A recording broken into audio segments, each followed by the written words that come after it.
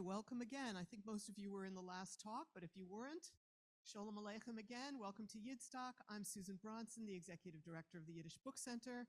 And if you've been to Yidstock before, which I think, how many of you have been to Yidstock before? Almost everyone.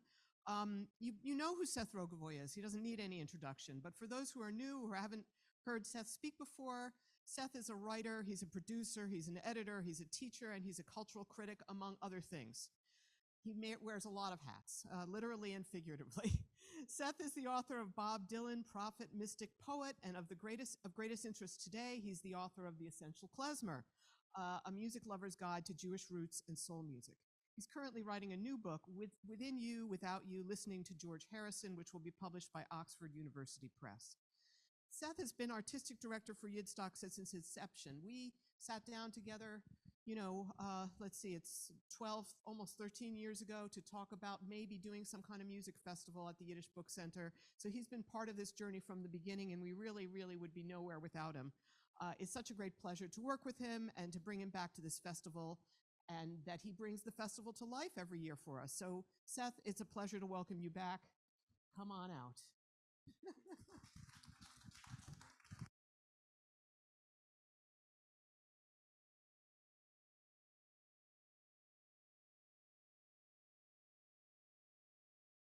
Thank you, Susan, for that wonderful introduction. And thank you all for being here. It's so good to see you either again or for the first time. And this is great. So I'm gonna show you some pictures. We'll listen to a little music. I'll tell you some stories. I'll drink some water. You'll watch me gulp or hear me gulp. And if there's any time at the end, maybe there'll be time for a couple of questions, but I'll just jump right in. So as a jazz and rock critic, which I was at the time primarily, one of the many things that excited me in researching my book, The Essential Klezmer, which by the way is available in the bookstore upstairs, one of the things that excited me was the many correspondences I uncovered between klezmer and rock and roll. As it turns out, klezmer was always pushing the envelope, what I like to call rockin' the shtetl. From the colorful old world wedding musicians to the boisterous jazzy immigrant era band leaders to today's klezmers, the people you'll be listening to all weekend here, with one foot in the shtetl and the other foot in the avant-garde. Klezmer has always reflected the particular language and accent of its time. It has always reflected the particular geographic and cultural milieu of the musicians and their audience, which would be you. For example, the passage we're about to hear, oh no, we're not going to hear. I'm going to read to you a passage about a real-life 19th century klezmer violinist, Stempinu, who was the subject of an entire novella written by the great Yiddish author Shalom Aleichem. By the way, can you all hear me okay? Great.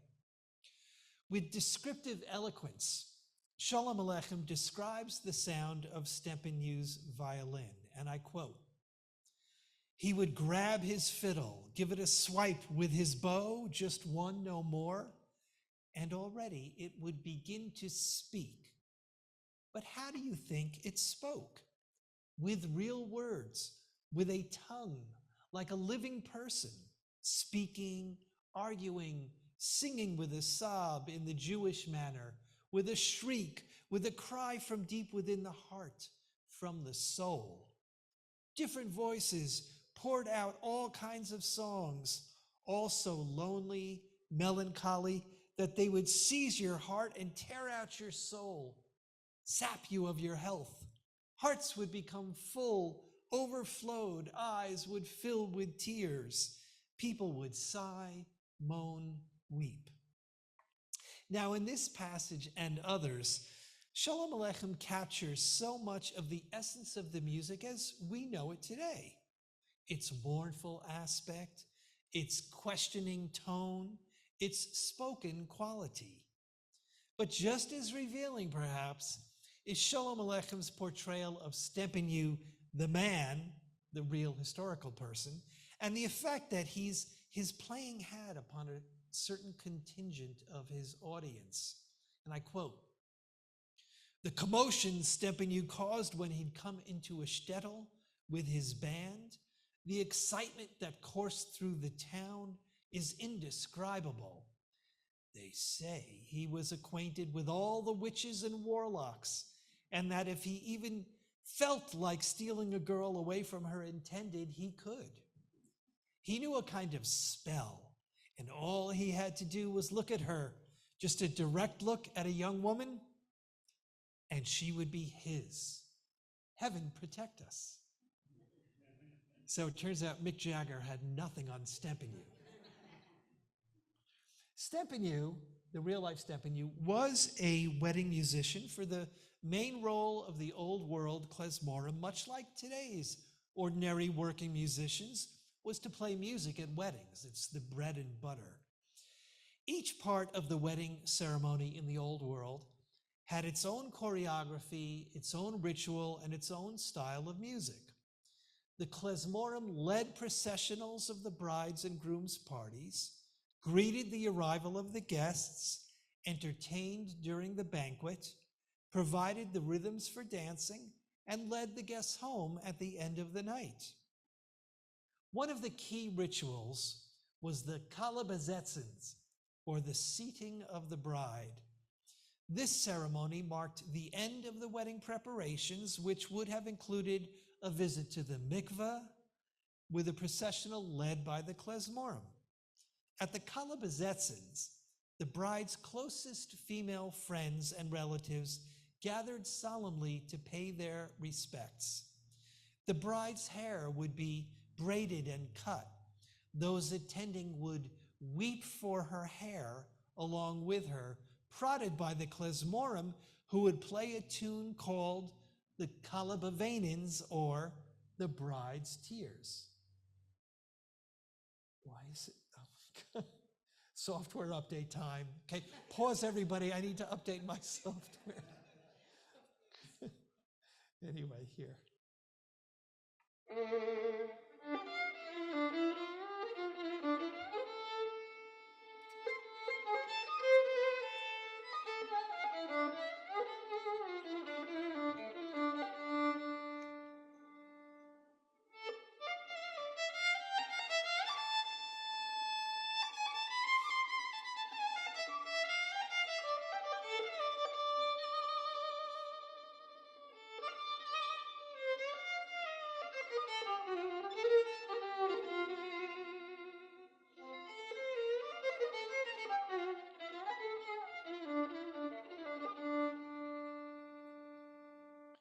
At the end of the wedding ceremony, in one of the only old world Jewish wedding traditions that survives until this day, the groom would step on a glass to shatter it, and everyone would shout. All right. We're going to do that again, so the bride and groom aren't overawed by your indifference to their nuptials. Let's try this. The groom would step on a glass to shatter it, and everyone would shout. Ah, much better. Now we have a simcha.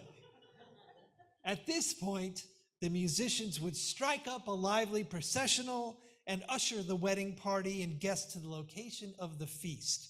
Here's an example of such a processional called Von der Chuppah, or From the Wedding Canopy.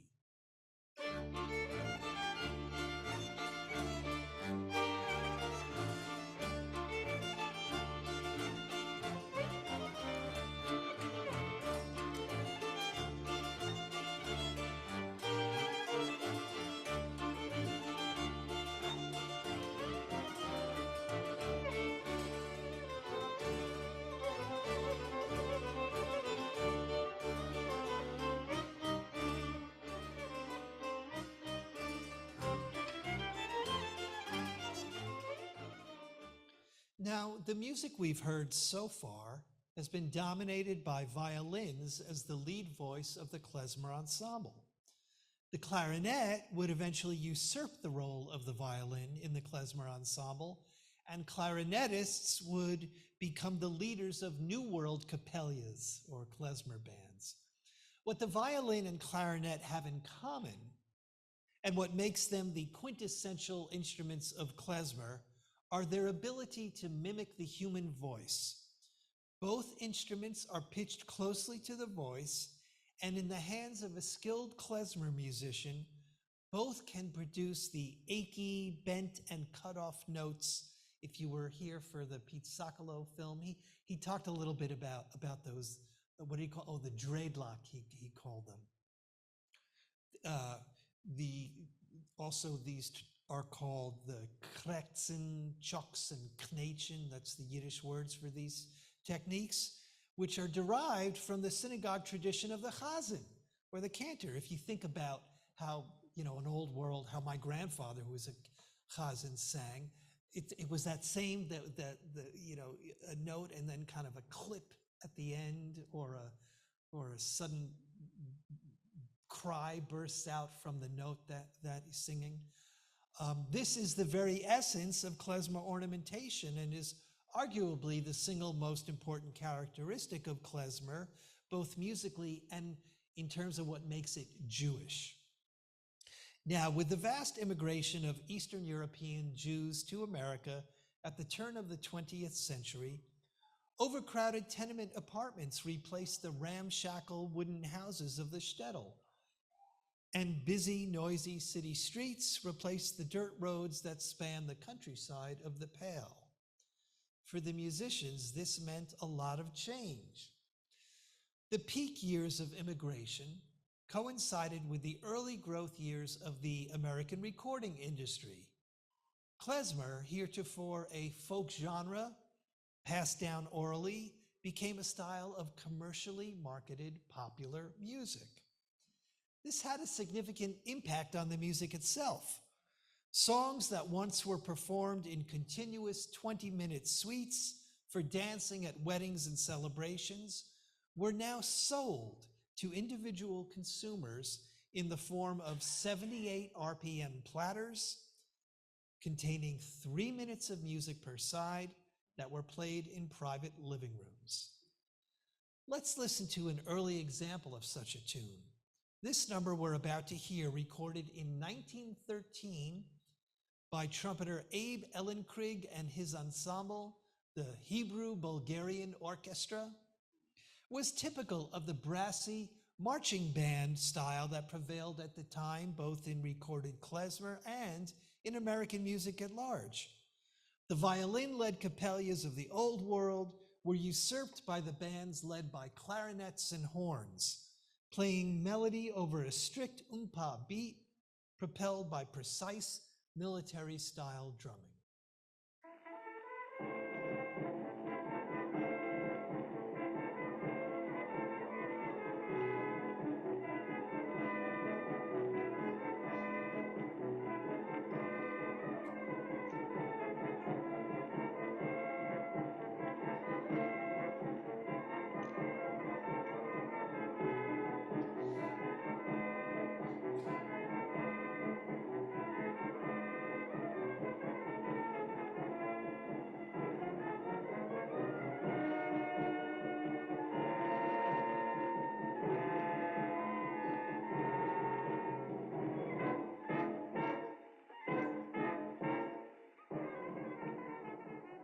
They played it really good that time, didn't they?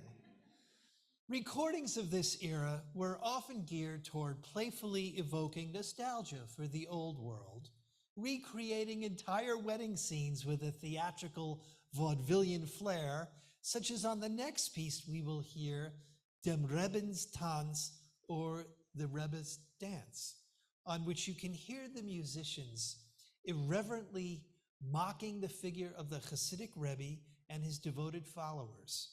This piece is also a gem, as it explicitly reveals the connection between the klezmer melodies and the nigunim, the wordless vocal melodies of the Hasidim. Listen closely. you'll actually hear the instrumentalist first humming the melody. So as a nigun, as a nigun, before they actually then transport it and play it on its instruments, recapitulating the entire history of how this music evolved. Ja, daar ben ik. We werden zien met unsere eigenen Augen, wie der Rebbe geht dann. Eure Babbe, alle Huben sehen sich dem Tanz. Oi, du Kinder, der Rebbe allein, ein Kinder allein. Klezmer, spielt jetzt. Wie hat noch keinmal nicht gespielt? Ja. Oi, Weiler. La la la la la la la la la la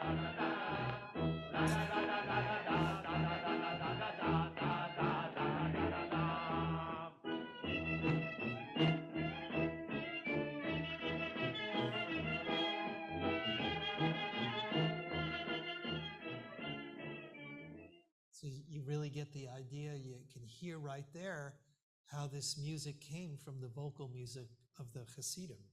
In the 1920s, saw the emergence of the star soloist of the klezmer ensemble, roughly analogous to as well as contemporaneous with the same trend in jazz, which saw innovative virtuosic players such as Louis Armstrong and Sidney Bechet eclipse their own New Orleans-styled ensembles. The first such figure in klezmer was Naftula Brandwein, who was noted as much for his wild behavior as for his virtuosity. Brandwein supposedly once performed dressed as Uncle Sam, strung with Christmas tree lights that nearly electrocuted him when he perspired. He is said to have often performed with his back to the audience, the better to hide his fingering techniques from studious onlookers. He was a daredevil behind the wheels of a car, speeding down the curvy, winding roads of the Catskills while simultaneously serenading his passengers by playing the clarinet while he was driving. He wasn't above playing with his pants around his ankles. And at times he is said to have played with a neon sign reading Naftula Brandwein Orchestra strapped around his neck. Nevertheless, and in spite of himself, Naftula Brandwein was much in demand for playing parties, weddings, and hotel gigs in the Catskills until his death in 1963. The 24+ recordings he made on his own, mostly between 1922 and 1927, remain some of the most influential of the period. Brandwein's playing style matched his outsized personality. He played with great emotion, florid phrasing, and ornamentation seemingly patterned after the sound of the old world violin. Where just a few notes would do, Brandwein played many, and in quick succession, as acknowledged in a 1924 press release, which boasted, "Here's speed for you. Observe the swiftness of this remarkable music, the clarity and ingeniousness of the melodies that come so rapidly from Naftula Brandwein's musicians, and you will be thrilled."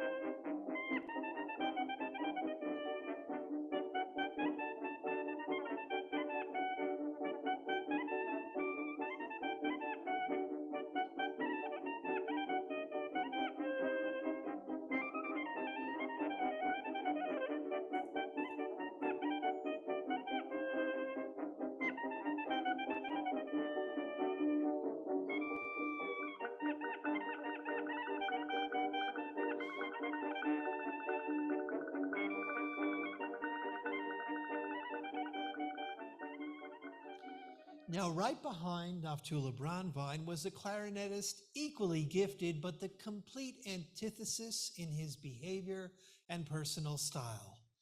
Unlike Bronvine, Dave Taras could read music, and this helped him enjoy a successful career as a recording artist and band leader, as a player in the Yiddish theater and on Yiddish radio. He and Bronvine were as different musically as they were personally. Where Bronvine's playing on the piece we just heard was lively, elastic, and cantorial, the notes just seemingly pouring out of his clarinet in long, wailing, emotional arpeggios, Dave Taras's playing on the number you're about to hear is much more stately and dignified, each note and phrase carefully parceled out as its own carefully punctuated statement. Taras makes much more use of pauses and rhythmic gestures and seems more aware of and communicative with the other musicians. He's genuinely playing with the band.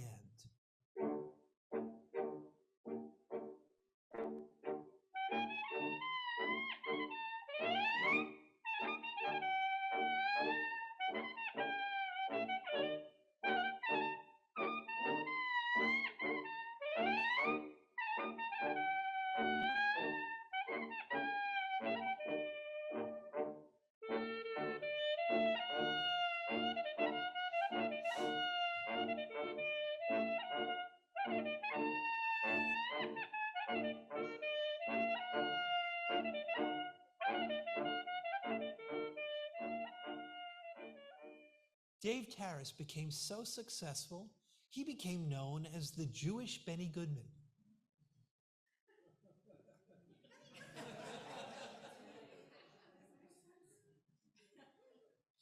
The swing era ushered in the most overt and commercially successful fusion of Yiddish and American popular music. The Andrews Sisters' recording of Bei mir bist du schön began its circuitous route to the top of the pop charts in 1932. It was originally composed by Sholem Segunda for a Yiddish theater production that opened and closed in one season, seemingly ending the story there. The song lived on in the Catskills, however, where the popular black duo Johnny and George learned the tune on a visit there the following summer. When they performed it to great acclaim back in New York on the stage of Harlem's Apollo Theater the next season, it just so happened that the songwriting duo of Sammy Kahn and Saul Chaplin were in the audience. Kahn tracked down the song's publisher and paid $50 for the rights to the song. In November 1937, the Andrews Sisters recorded Bei mir bist du schön. Sammy Kahn had actually wanted them to sing the song in Yiddish, and it was only against his wishes that he was convinced to pen English lyrics to the tune that would become the best-selling popular record of its time. Bei mir bist du schön. Please let me explain. Bei mir bist du schön means you're great. Bei mir bist du schön. Again I'll explain. It means you're the fairest in the land. I could say Bella, Bella. As for Benny Goodman himself, while there is no evidence that he ever played Jewish music, klezmer did work its way into his band. Trumpeter Harry Finkelman, better known as Ziggy Elman, and why you would change your name from Harry Finkelman to Ziggy Elman? I mean, what was he trying to hide? Anyway, he did play Jewish music before joining Goodman's band. Along with his klezmer style of playing, Ziggy Elman brought to Goodman's group the Yiddish tune Der Stiller Bulgar, which he had recorded under his own name in 1938 as Freilich in Swing. The Goodman Band re-recorded it in 1939 as a song called And the Angels Sing, with vocals by Martha Tilton, lyrics by Johnny Mercer, and thus was a huge swing band hit made out of a tune first recorded by the Abe Schwartz Orchestra in 1918. So let's take a listen to a bit of Schwartz's original version, followed by some of Goodman's classic arrangement with Martha Tilton.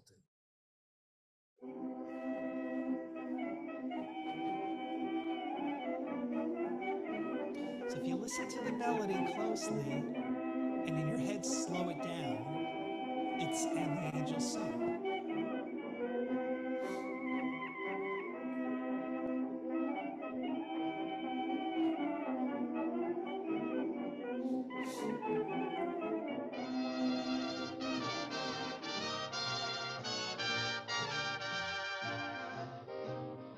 We meet and the angels sing. The angels sing the sweetest song I ever heard. You speak and the angels sing. Or am I reading music into every word? As a popular music, klezmer began a long, slow decline at the end of the 1920s. In post-war America, Jewish couples wanted to hear the latest popular tunes from the hit parade at their weddings. What little interest in Jewish music remained was confined to a few token Bulgars at a party. Jewish audiences were more likely to request one of the new Israeli folk dances coming from that young nation, its new Hebrew culture edging out the old affinities of American Jews, still in shock over the destruction of their Yiddish culture in the Shoah. By the 1960s, the rise of pop music and rock and roll, as Pete Socolow noted, had all but driven klezmer underground, in spite of occasional novelties like this popular hit tune. Raise your hand when you can name that tune.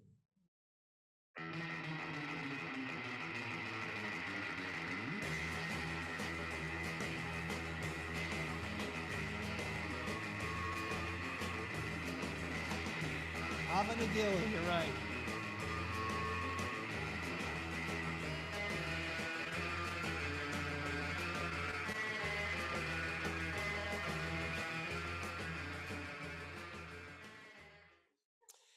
For the most part, through the 1960s and early 1970s, klezmer was dormant. But in the 1970s, a new generation of musicians rediscovered the music of their parents' or grandparents' generation. The revival of klezmer in the 1970s and 80s was a result of various factors, not the least of which was a burst of nostalgia for all things Yiddish and Old World among American Jews, spurred in large part by the unprecedented success of a certain mainstream Broadway musical called Fiddler on the Roof. And notice the title. In other words, you all know that the musical Fiddler on the Roof, the source material was Shalom Aleichem's stories of Tevye the milkman, Tevye the dairyman. But they didn't call the musical Tevye the dairyman or Tevye der milker. They called it Fiddler on the Roof. They named it after the klezmer musician. Other contributing factors included a more widespread ethnic music revival and growing interest in world music, a gradual spiritual awakening following the disappointments of the cultural revolutions of the 60s, and finally, the mere passage of time since the horrors of the Holocaust had understandably caused American Jews to repress or ignore painful reminders of their vanished Eastern European Jewish culture. Now, these early klezmer revival bands of the 1970s tended to re-record playful versions of the early tunes by the likes of Naftula Brandwein. We're about to hear a recording by a Bay Area group called the Klezmorim of the same Hazer Bulgar we just heard Naftula Brandwein perform a few minutes ago, except infused with a very modern brassiness and enthusiasm.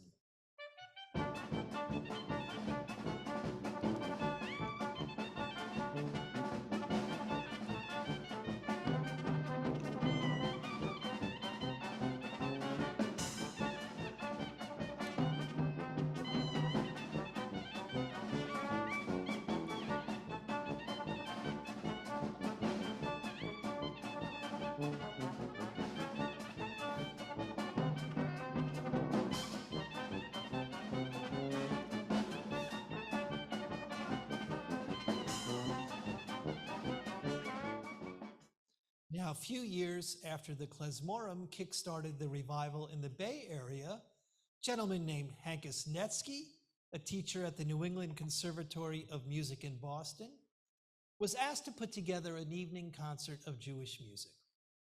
Netsky assembled various groups and ensembles consisting mostly of students from the conservatory, many of whom were not Jewish and most of whom had never played any Jewish music, including a big band that learned 3 swinging klezmer numbers. The band was such a hit that by the end of the evening, it got 2 offers for gigs. I mean, it wasn't even really a band yet, it was just a group that Hankus put together. Thus, in the winter of 1980, the Klezmer Conservatory Band was born. As you all know, we'll be hearing from Hankus in just a little over an hour, right here in this room. But here is one of their early tunes called Freilich Knedelich, which I guess I don't need to translate for you, do I? Maybe, just in case. Happy Matzah Ball.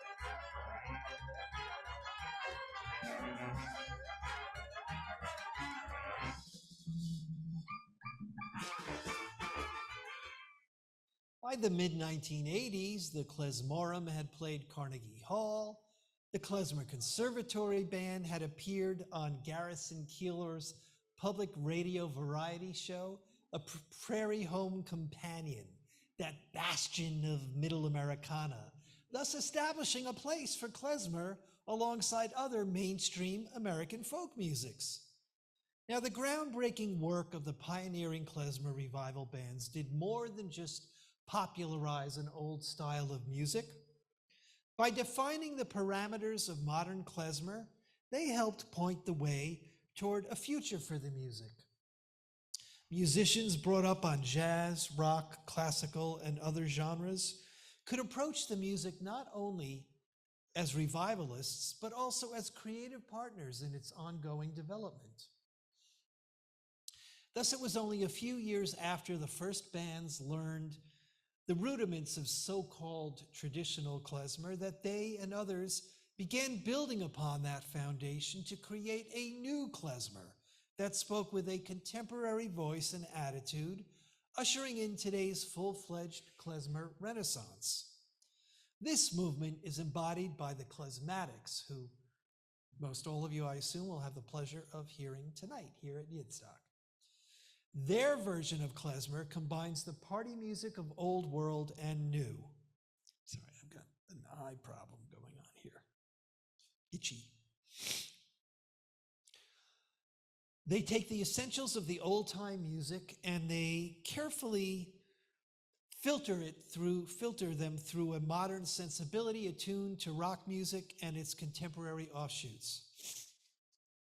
Here's a piece by the Klezmatics called Hasidim Tanz, which means Hasidic dance. Based on an old Hasidic dance melody, the piece is at once utterly traditional, but given a subtle rhythmic tweaking which puts it into the realm of contemporary rock and maybe even hip hop.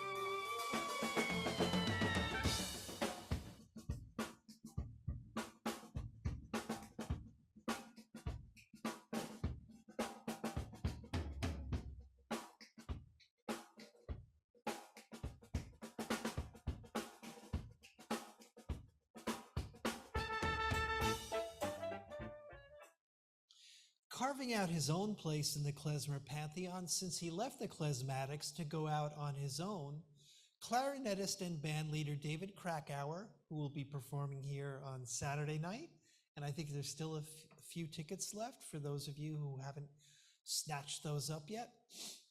Krakauer has experimented with a wide variety of musical concepts and contexts for his particular take on klezmer.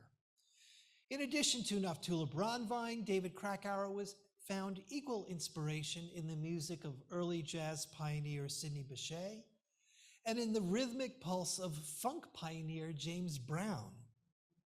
With the group Abraham Inc., David Krakauer joined forces with klezmer hip-hop pioneer So-Called, who will also be here this weekend. We got the entire history of klezmer here this weekend. And former James Brown sideman Fred Wesley to explore a klezmer funk fusion. And with his latest project, Mazel Tov Cocktail Party, which, performs here on Saturday night, as I just said, Krakauer and his musical partner Kathleen Tagg seek to explore the common ground among dance musics from around the world, from a basis in klezmer, but including Celtic dance, Appalachian square dance, Jamaican calypso, Mediterranean and Eastern European rhythms, while also employing some of the hip-hop touches that have colored his more recent music. So let's take a listen to a bit of Mazel Tov Cocktail Party's new song, North Country Square Dance, featuring rapper Sarah M.K.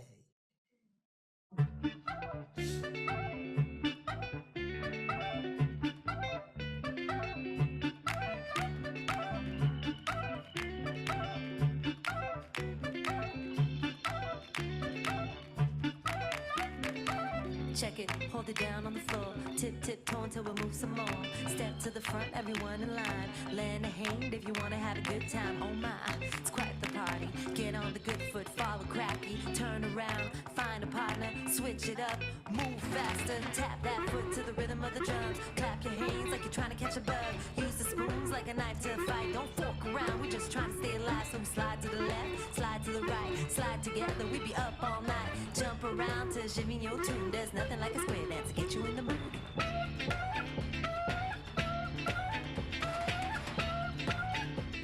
Come on, everybody, and clap your hands. You tap your foot, clap your hands. Come on. Woo! Huh.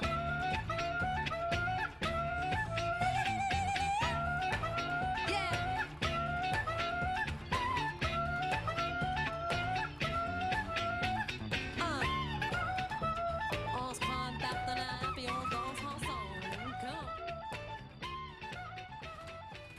As you can tell, you will clearly want to be wearing your dancing shoes on Saturday night. So, to coin a phrase, performers we are bringing to you over the course of the next 4 days, people like the Klezmatics, David Krakauer, and so-called, they're all rocking the shtetl. And as it turns out, that just happens to be the utterly traditional thing to do. Thank you very much.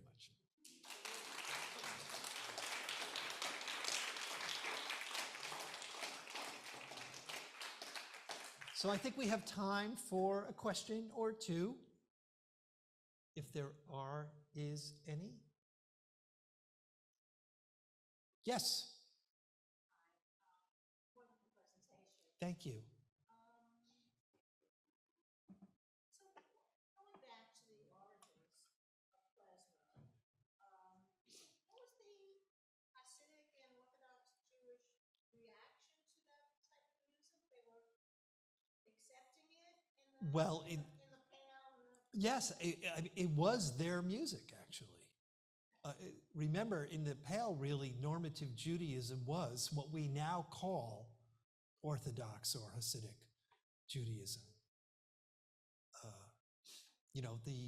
The newer, more I guess liberal is a word we can use to describe conservative and reform. That was either a Central European or an American innovation. So this music did come out of a religious culture and was played as part of the deeply religious rituals surrounding the wedding. Great question, thank you. There and there.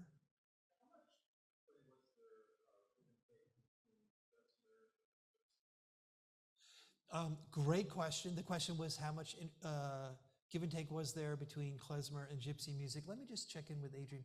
How much time do we have? Okay, great. Great question. I deal with that extensively in my book. And basically, there was musicians in general. If you just think about, forget klezmer and Jewish and Yiddish, musicians tend to be cultural transmitters and receivers. They have their antenna up. They travel, they hear music. When musicians of different cultures get together, they can immediately, they have they have a common language. They have a common vocabulary. Obviously, it could be very different the way they apply them, but they know enough to be able to play music together. So, in parts of the areas where the klezmer musicians would have prevailed, there were also often co-territorially gypsy musicians or musicians of Romani extraction. And there are stories of people from the klezmer world and people from the so-called gypsy world who actually played in each other's bands, and maybe dressed up as one or the other. So there was a fair amount of give and take and exchange, and I'm sure that it partly colored the sounds of both the musics because they shared, they were already had similarities in instrumentation, perhaps, and so music is always a give and take among musicians and audiences, so there certainly was a significant amount of that, not just with gypsies, but with Russian music, for example, and Ukrainian music to contemporary relevant examples. Anyway, yes, you had a question.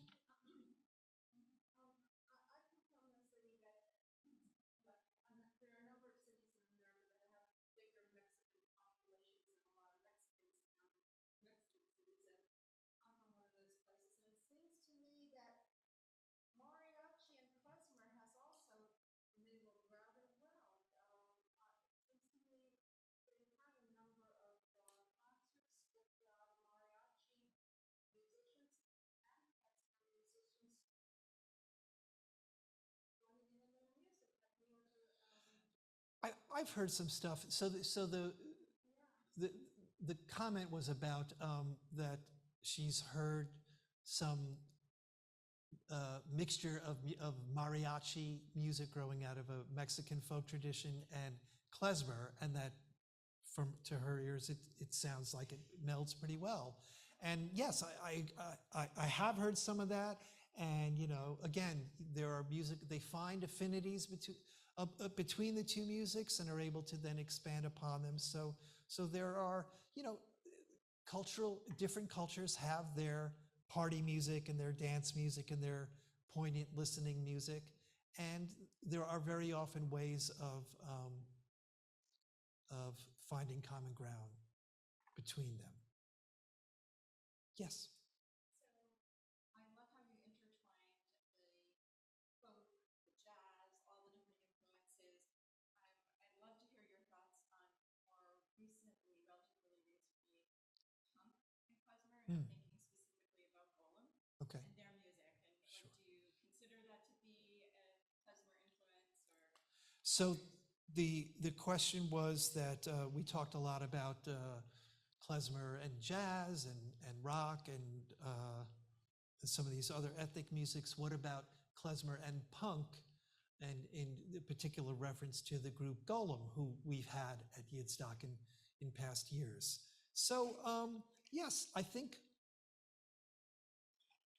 to my ears, when done well, and you know, one thing we pride ourselves here on Yidstock is we bring you the world's greatest music. So it may not be representative of everything that's out there, because you know we have a certain standard. And so, for example, the musicians in Golem, they really do know Yiddish music and klezmer music.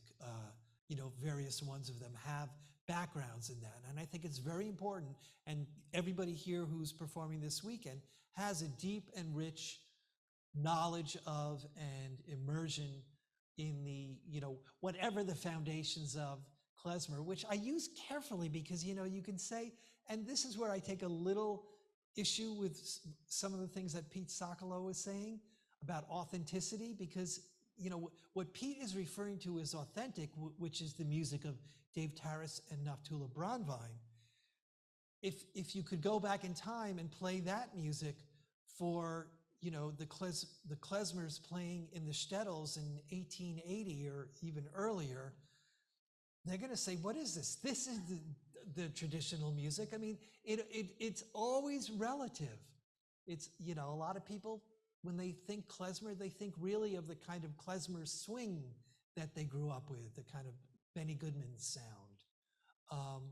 And this isn't to say anything against any of those. I think the mistake is when we try to, you know, say what is traditional or what is authentic, when that's just a function of time, but not a function of space, space being the content, space being the music. Transcends time. Anything else? Great questions. Thank you all so much. You've been great, and I hope you stay and have a wonderful rest of the 4 days of this Yidstock Festival that we put together for you. So thank you for being here.